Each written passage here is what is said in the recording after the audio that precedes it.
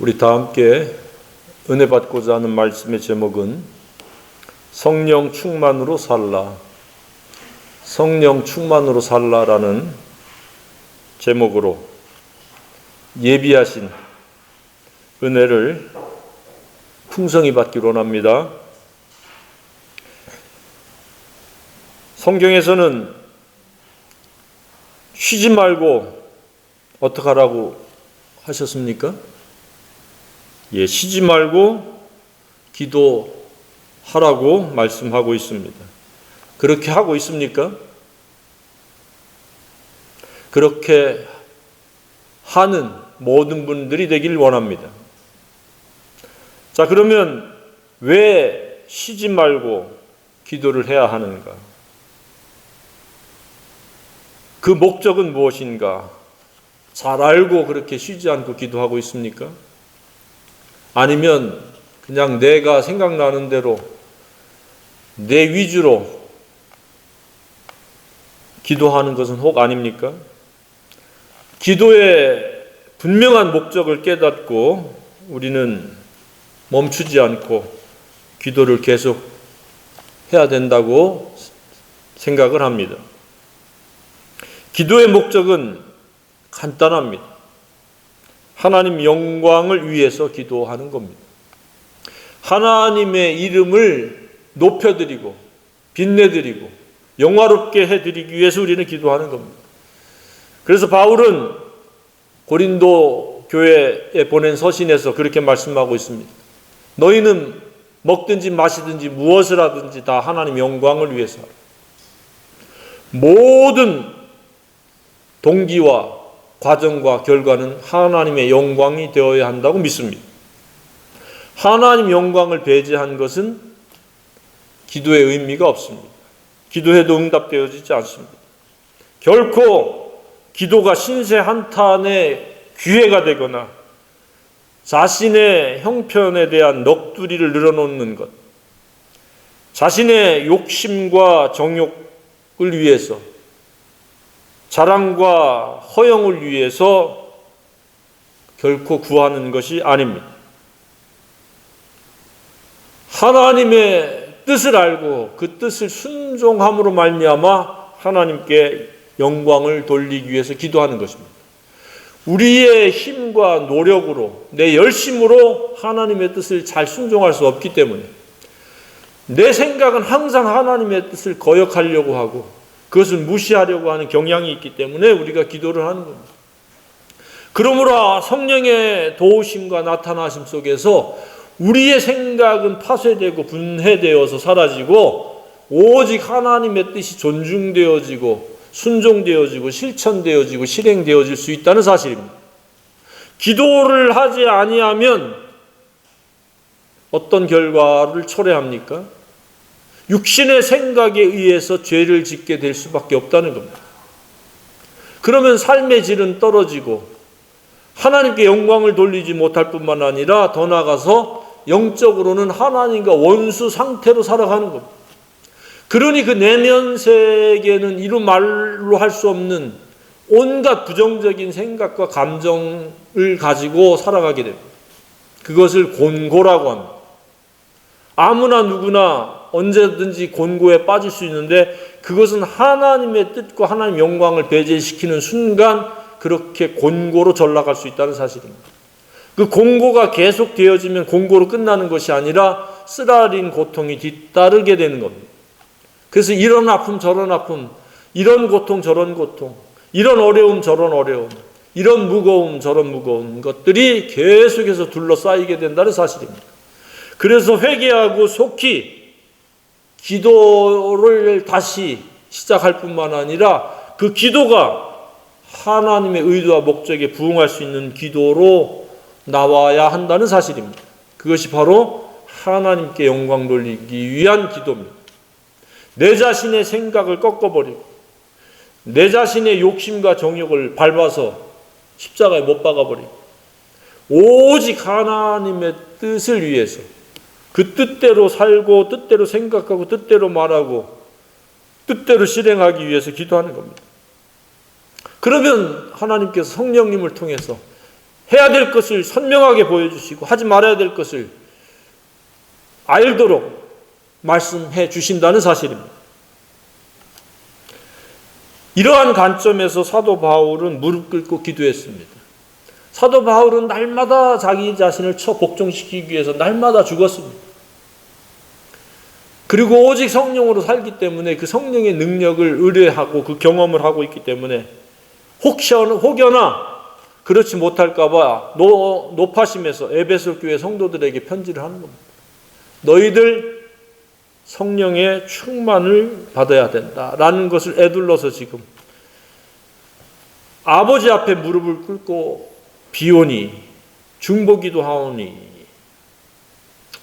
그의 성령으로 말미암아 너희 속사람을 능력으로 강건하게 하시오며, 이 말을 직접적으로 하면 성령 충만을 위해서 기도한다 그 이야기입니다. 오직 성령의 나타남과 능력으로 살아가는 생애가 되길 바란다. 누가요? 에베소 교회 교인들이. 자, 그러면 성령 충만은 무엇이에요? 소극적으로는 육신의 생각, 악한 옛 본성, 옛사람의 성격, 기질이 완전히 거부되고 십자가에 못 박힐 뿐만 아니라 더 나아가서는 그 빈자리에 예수님이 계시도록 하는 것이 성령 충만이라는 사실입니다. 마음에 예수님이 계시지 아니하면 그는 성령 충만과 거리가 먼 자요 성령 충만과 동떨어진 자라는 사실입니다. 마음속에 예수님이 계십니까? 예수님에 대해서 안다고 마음에 계시는 것이 아닙니다. 예수님이 나의 주인이요 왕이요 임금이요 유일한 절대 권위가 되고 계시지 아니하면 마음속에 예수님이 계신 것이 아닙니다. 내 생각이 나를 지배하고 이끌어가는 동안에는 예수님이 마음속에 계시지 않는 겁니다. 마음의 문 밖에 서서 계시는 겁니다. 내쫓겨난 것과 다를 바가 없습니다. 계시록의 7교회 마지막 교회가 라오디게아 교회인데 그 교회가 그랬습니다. 예수님이 없고 그냥 육신에 필요한 것들, 육신의 것이 풍성하다고 그걸로 만족하면서 희희낙락했습니다. 예수님은 정작 마음의 문 밖에서 계십니다. 그래서 마음의 문을 두드린다고 말씀하고 있습니다. 오늘날의 시대에도 그와 다를 바가 없다고 생각이 되어집니다. 제2, 제3의 라오디게아 교회가 있을 수 있고 교인이 있을 수 있다는 사실입니다. 그런 교회의 특징은 오직 종교 관습, 형식, 순서, 행사 이런 데 비중을 지나치게 둡니다. 예수님으로 사는 것에 대해서는 별 관심이 없고 눈에 보여지는 어떠함, 표면적인 것의 비중이 거의 절대적입니다. 마음속에 예수님이 중심이 되시고 본질이 되는 것에 대해서는 별반 관심도 없고 강조하지도 않습니다. 그냥 육신의 생각에 의해서 타락한 본성에 의해서 살아가는 겁니다. 우리는 육신의 생각이 충만하거나 성령이 충만하거나 둘 중에 하나입니다. 성령에 충만하지 아니하면 반드시 육신의 생각은 활성화가 됩니다. 그것이 가득 찬 채로 살아가게 됩니다. 그러면 그 삶의 행태는 무엇입니까? 굉장히 지치고 힘겹게 살아갑니다. 무겁고 어렵게 살아가고 괴롭게 살아갑니다. 그리고 그 발걸음이 언제나 가볍지 못하고 무겁게 살아갑니다. 모든 사람들이 짜증스러운 대상들로 바뀝니다. 불편한 대상으로 여겨집니다. 왜? 육신의 생각은 욕심이요 정욕이요 허영과 허세이기 때문에 그렇습니다. 나에게 도움을 주는 사람은 그냥 플러스 마이너스 제로 정도로 여기고 나머지는 다 거추장스럽게 여깁니다. 다 배타적입니다. 다 싫은 대상이 됩니다. 육신의 생각은 이와 같이 하나님의 의도와 목적과 정반대의 생각이요 삶의 행태로 나타나는 겁니다. 사람들과 화목할 수도 없고, 사람들과 잘 지낼 수도 없고, 사람들을 위해서 소금과 빛의 역할을 하는 그런 능동적인 희생의 삶도 없습니다. 그냥 자기 자신 건수하기도 힘듭니다. 그리고 수시로 불평을 쏟아내고 불만을 토로합니다. 자기 자신의 어떠함에 대해서는 별반 관심이 없고 다른 사람들이 조금만 잘못할지라도 그냥 쌍심지를 켜고 정죄 비판을 일삼기도 합니다. 어떻게 살고 있습니까? 성령 충만으로 살고 있습니까? 육신의 충만으로 살고 있습니까? 오늘 본문은 성령 충만으로 성령의 능력에 의해서 살아가기를 중보기도 하는 그 기도의 내용입니다. 아무리 예수님을 알고 회개하고 믿는다고 해도 여전히 육신의 생각, 타락한 악한 본성에 의해서 살아가면 호칭은 그리스도인이요 형제 자매요 영적인 지도자라 일컬음을 받을 수 있을지 모르지만 삶의 내용은 정반대로 하나님의 의도와 정반대로 살아가는 겁니다. 하나님의 뜻이 완전히 거역되어지고 무시되고 내팽개쳐진 대로 살아가는 겁니다.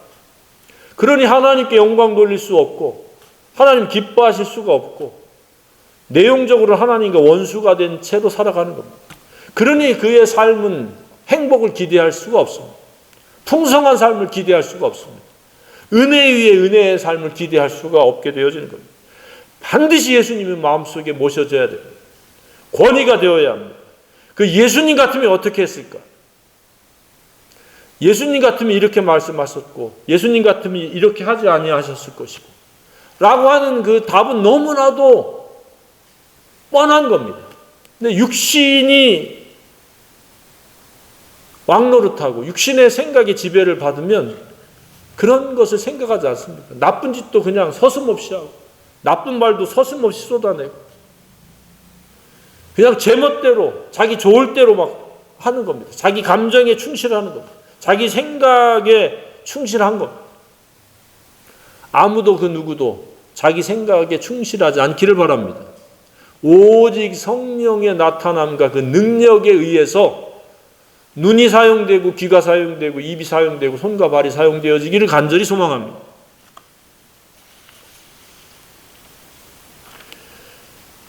그래서 예수님이 믿음에 의해서 마음속에 계시는가? 구세주의 왕으로서 나를 이끌어가는 권세자요 권위자신가? 수시로 살펴봐야 되고 수시로 그분께 기도해야 됩니다. 그분께 의뢰해야 됩니다. 근데 내가 주인이 되면 기도하지 않습니다.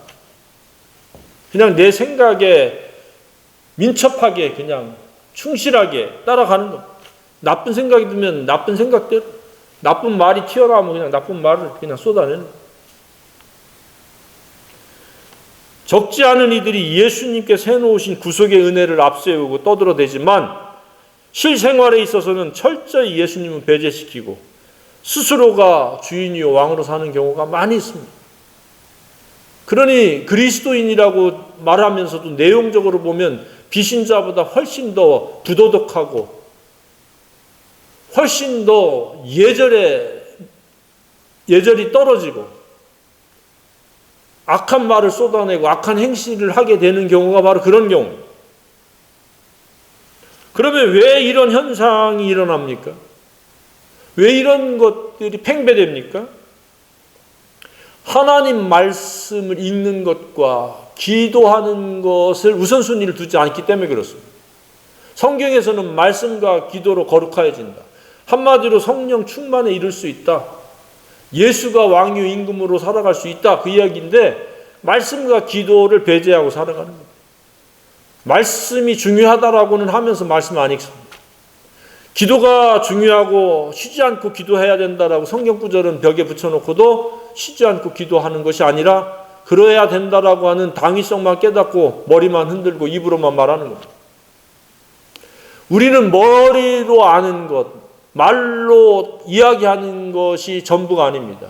실천되지 아니하면 그건 죽은 믿음입니다. 무용지물입니다. 아무도 머리로만 알고 수긍하면서 실천하지 않는 자가 없기를 바랍니다. 반드시 실천해야 됩니다. 실행해야 됩니다.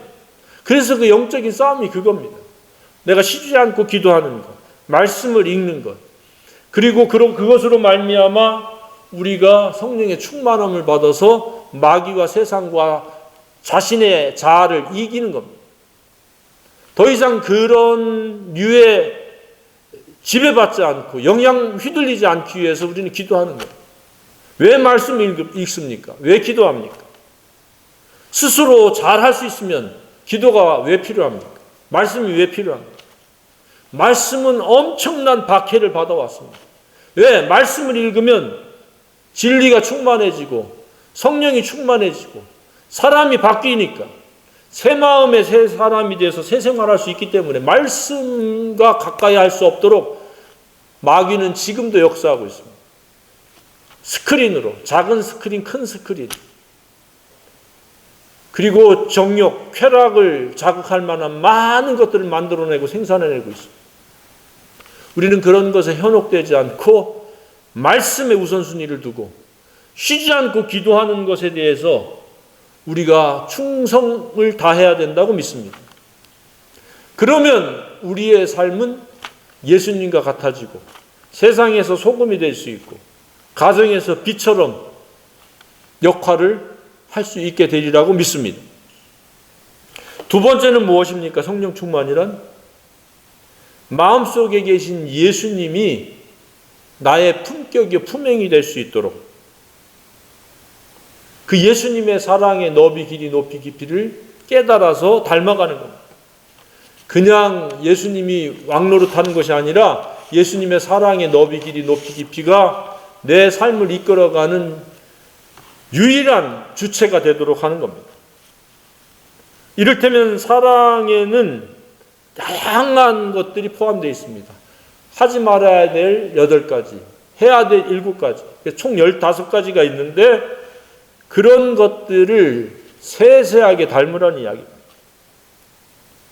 한없는 용서, 오래 참으심, 충성됨, 화목해함, 기꺼이 희생하는 희생, 속죄, 그리고 남의 유익을 끼치고 필요를 공급해주는 이 헤아릴 수 없는 많은 그 사랑의 너비, 길이, 높이, 깊이가 있습니다. 그것이 우리를 이끌어가는 주체요 능력이 될 때에 하나님께서 영광 받으시고 하나님 기뻐하시리라고 믿습니다.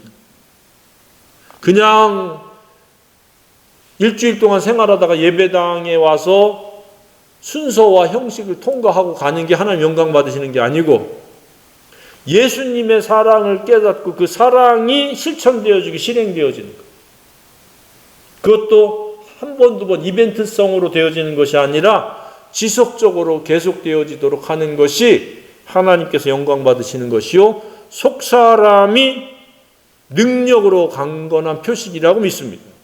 모두가 속사람이 이러한 예수 사랑에 의한 능력화되어지고 그 능력이 실제가 되어지므로 경건의 아름다움이 표출되어지므로 하나님께 영광 돌릴 수 있기를 간절히 소망합니다.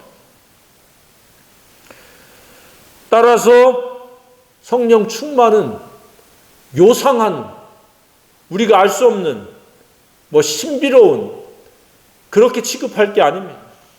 진리입니다. 성령의 또 다른 표현은 진리의 영이라 이렇게 말씀하고 있습니다. 성령의 충만은 진리의 충만입니다. 하나님의 뜻의 충만입니다. 그리고 그 충만할 때 우리는 그 충만한 것이 흘러나오는 것, 실천되어지는 것, 실행되어지는 것, 순종되어지는 겁니다. 그런데 속에 이러한 성령의 충만함이 없으면 육신으로부터 나올 수 있는 것은 악한 것밖에 없습니다. 불의와 불법입니다. 음란과 음행과 도적질과 살인, 탐욕, 악독, 속임, 음탕, 흘기는 눈, 해방, 교만, 광패 수없이 악한 것들이 계속 쏟아져 나옵니다. 어떤 삶을 원합니까? 성령님에 의해서 아름다운 것들, 좋은 것들이 쏟아져 나오기를 원합니까? 열매 맺기를 원합니까? 아니면 악한 것에 의해서 악한 것들이 열매 맺기를 원합니까? 성령에 의해서 아름다운 것들이 돌출되어지고 열매 맺기를 간절히 소망합니다. 그것은 또 갈라디아서에서 뭐라고 말씀하고 있습니까? 성령의 열매는 사랑과 희락과 화평과 오래 참음과 자비와 양성과 충성과 온유와 절제니 이 같은 것을 금지할 법이 없습니다. 우리가 성령이 충만하면 이런 성령의 결과물들이 나타난다는 사실입니다. 그래서 그 삶의 질은 비교할 수 없습니다. 하나님의 나라가 임재하는 거예요. 예수 십자가 대속의 죽음과 부활로 인해서 죄책감으로부터 우리는 두려움을 느끼지 않습니다. 심판에 대해서 두려움을 느끼지 않고 평안합니다. 그래서 예수 믿는 사람의 특징은 평안입니다. 그리고 진리가 화합되고 진리가 순종되어질 때 우리는 즐겁고 기쁘게 되어 있습니다. 그래서 예수로 평안을 얻고 진리로 즐겁고 기쁜 은혜에 의해 은혜의 삶을 살아가는 게 하나님께 영광 돌리는 것이라고 믿으시기 바랍니다. 그런데 성령 충만하지 아니하면 이것은 불가능한 이야기입니다. 화려한 말솜씨, 말로 하나님 사랑합니다 어쩌고 저쩌고, 그리고 어떠한 이벤트성 행사, 그것은 사람들의 눈을 즐겁게 하는 것이지 하나님의 마음을 흡족하게 하는 것은 결코 아닙니다. 한 사람 한 사람이 진리를 사모하고 진리를 알고자 하고 성령의 인도함을 받아서 교훈과 책망과 바르게 함과 의로 교육되어져서 온전한 사람을 이루어서 모든 선한 일을 행할 때 하나님 영광 받으시는 겁니다. 하나님의 뜻이 그 사람을 통해서 이루어지는 겁니다. 그럴 때 하나님이 기뻐하시고 하나님이 흡족해 하시고 하나님 영광 받으시는 겁니다. 저와 여러분의 남은 생애가 그렇게 되어지기를 간절히 소망합니다.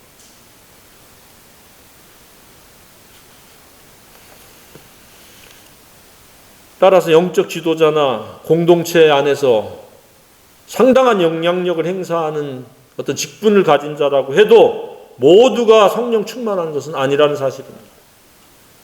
그래서 성경은 깨어있으라고 말씀하고 있습니다. 계속해서 성령 충만을 체크하라는 이야기입니다. 진리로 살아가고 있는지를 살피라는 겁니다. 육신에 의해 가지고 지금 휘둘리고 있는가, 육신이 충만해져 있는 것은 혹시 아닌가 라고 분별하라는 이야기입니다. 결코 직분과 타이틀이 성령 충만을 보장하는 것은 아니기 때문에 그렇습니다. 사람의 마음은 이와 같이 성령 충만한 상태냐 육신이 충만한 상태냐로 이렇게 나뉜다는 사실입니다. 말씀과 기도가 없으면 예외 없이 육신이 충만한 채로 살아가게 됩니다. 그 결과 하나님을 근심시키고 하나님을 슬프시게 하는 존재가 되어지고 하나님의 눈에 눈물을 내는 그러한 대상이 되어진다는 사실을 깨달아야 됩니다. 반면에 성령 충만한 자는 항상 진리가 권위가 되고 예수님과 더불어 먹고 마시는 상태가 되어지므로 예수님처럼 말하고 듣고 행동하고 예수님처럼 빛과 소금의 역할을 하면서 복음과 진리로 살아가기 때문에 행복할 수밖에 없고 하나님의 나라가 이루어질 수밖에 없고 하나님께 영광을 돌릴 수 있다는 사실입니다. 이것 때문에 바울이 중보기도를 했던 겁니다. 그래서 우리의 남은 생애는 먼저 자신이 성령 충만함을 받기 위해서 기도하고 교회 공동체를 위해서 모두가 성령 충만함으로 살아갈 수 있도록 무릎을 꿇고 기도해야 된다고 생각이 되어집니다. 간절한 중보기도로 다 함께 성령 충만함을 받아서 오직 복음으로 살고 진리로 살 뿐만 아니라 이 복음과 진리를 공유하고 선포하는데 앞장서고 하나님의 유용한 매우 유익한 그런 일꾼들이요 하나님의 사람들로서 세워질 수 있기를 간절히 소망합니다.